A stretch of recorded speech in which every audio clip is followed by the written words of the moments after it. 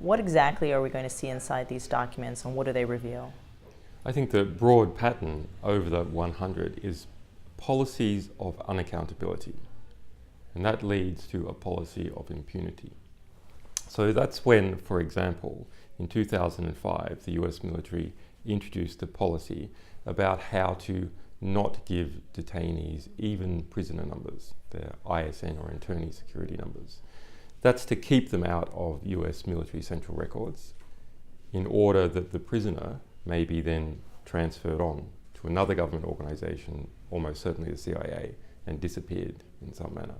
So when you have those policies combined with policies of destroying videotapes, it's another document we've released, or not making them in the first place, it leads to a situation where abuse can occur and it can't be discovered. WikiLeaks has now released 3 years worth of main Guantanamo Bay manuals. The rest of the world's press combined have released zero. Zero. That is simply not acceptable.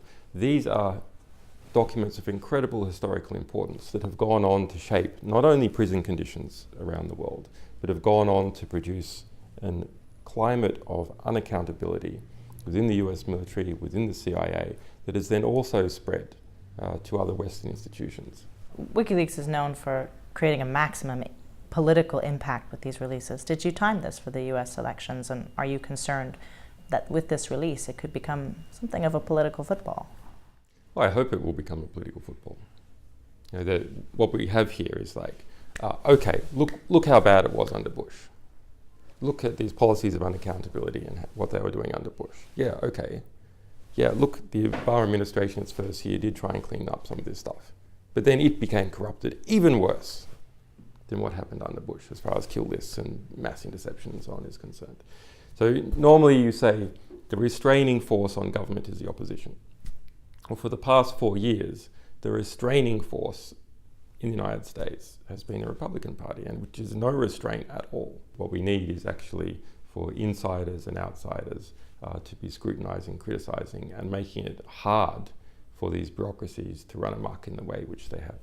What is it actually like living in the embassy? I mean, this is something people ask a lot of questions about. Well, I joke it's a little bit like living in a space station, because there's no natural light, and you've got to make all your own stuff, and you can't go out to shops and so on. But I've been in solitary confinement. I know what life is like for prisoners. It's a lot better than it is for prisoners. What you're facing in Sweden are allegations completely separate from the investigation that you're facing in the US. Why not just go to Sweden and face the questioning? You've already said, you've denied any wrongdoing, so why not just go?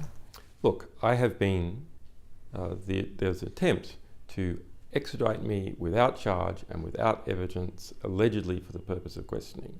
All the meanwhile, the FBI has been engaged in building this tremendous case, now up to 42,135 pages at least.